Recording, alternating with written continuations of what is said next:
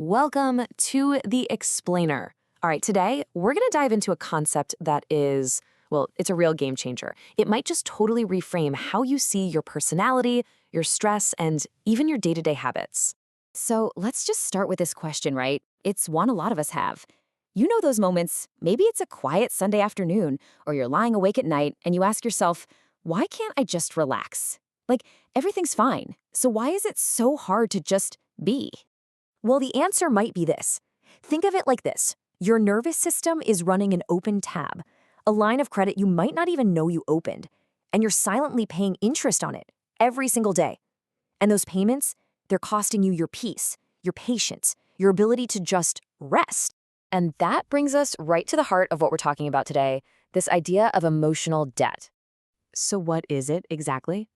Well, think about every single time you had to swallow your anger, or you put on a smile when you were furious, or you said I'm fine when you were, well, anything but fine. All that emotional energy, it didn't just disappear. It had to go somewhere. And where it went, it started collecting interest. That's the debt. And here's the kicker. What we often call personality, a lot of it might just be the collection of these unpaid invoices, especially from childhood. So that constant impatience you feel, that's not just your personality. It's a bill coming due. That need to always be busy, to never stop, that's not just ambition. It's you making a payment on that debt. Now, what's really wild is how this debt is stored in your body. It's not like a memory you pull up, like watching an old movie. No, it's a state your body literally re-enters. It's why you could be, say, 45 years old, sitting in a meeting, and someone raises their voice just a little, and boom, you're not in a boardroom anymore. For a split second, your body feels like it's 7 years old and in trouble. You're not just remembering something, you are in it again. And look, this isn't just some clever metaphor. There is actual biology behind this. When this debt starts to pile up, it has 4 huge consequences for your brain and for your body. So let's break down these 4 consequences. We're talking about a real neurological cascade here, something that messes with everything from your mood to your actual physical health. Okay, first up, your brain's little alarm system, the amygdala, it becomes hypersensitive. It's like turning the smoke detector's sensitivity way up. It just takes less and less to set you off.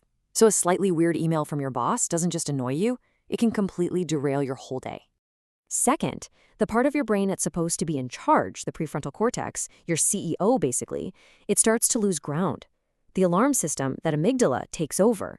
So you end up reacting from pure emotion instead of from, a calm, thought-out place. Third, your whole body gets marinated in stress hormones, especially cortisol. And we're not talking about a big spike from a real emergency. It's more like a constant, low-grade hum of stress running in the background 24/7. And that suppresses your immune system, messes with your sleep, and yeah, it literally speeds up how fast your cells age. And finally, number 4, this debt, it doesn't just stay inside you. It becomes like a recruiting agent. It goes out and organizes your entire life around itself. The job you pick, the people you date, your daily habits, they all get pulled into the orbit of this debt, all designed to just keep making the payments and avoid a total default. So if this is all sounding a little too familiar, then your system has probably come up with some pretty clever ways to manage these payments.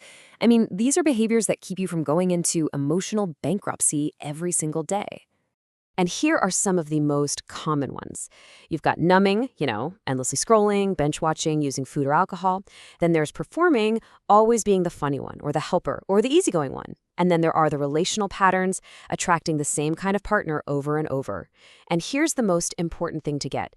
These are not character flaws. They're not weaknesses. They are incredibly sophisticated short-term strategies for managing an unmanageable debt.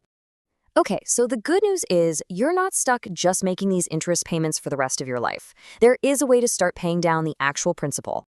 And the key, the active ingredient in all of this, it's not what you think. It's not about endlessly analyzing your childhood or trying to muscle your way through it. It's about one thing, a shift in perspective. It's about learning how to step out of the movie for a second and just watch it play, moving from being in the story to being the one who's looking at the story. So how do you do that? Well, here's a 5-step framework for it. Each of these steps is just a small but really powerful way to shift that perspective, to go from being run by the pattern to being the one who sees the pattern.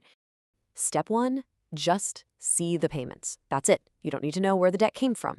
Just notice when you're making a payment. That feeling that sitting still is somehow dangerous. That's a payment. That huge overreaction to a tiny little thing. Payment. The inability to just be in silence. That's the get talking. Okay, step 2, name it. Give your main debt servicing strategy a name. Just write it down. Numbing with my phone, or performing as the peacemaker. It sounds almost too simple, but the act of naming it creates distance. And in that tiny little bit of distance, that's where you find choice. Step 3 is to let your body finish. All that pent-up energy from old fight or flight responses is still stuck in your nervous system. This is about letting your body finally discharge it. And I want to be clear, this is not about reliving the trauma. It's about letting your body shake or breathe or move in a way that completes that old cycle, but from a place where you are totally safe right now. All right, step 4, stop taking on new debt. This is huge. And you can start with a really simple habit. The next time you feel a strong emotion coming on, instead of instantly pushing it down, which is just taking out another loan, just pause. That's it. Just for 10 seconds.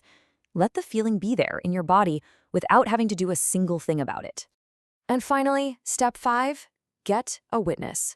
Find someone safe, a friend, a therapist, a partner, who can just sit with you while you're feeling these things. And here's the key, someone who won't try to fix you.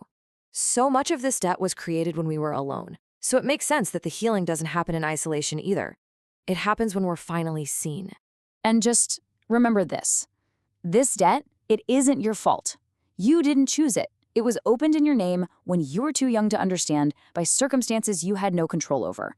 But choosing to settle the account, choosing to stop making the payments and find your freedom, that part, that is your responsibility. So, you see, this whole thing was never about fixing a broken you. It was always about shifting your perspective. Because when you change your vantage point, the whole landscape changes. The debt itself starts to lose its power. So the only question left for you is, now that you can see the payments, which one will you stop making first?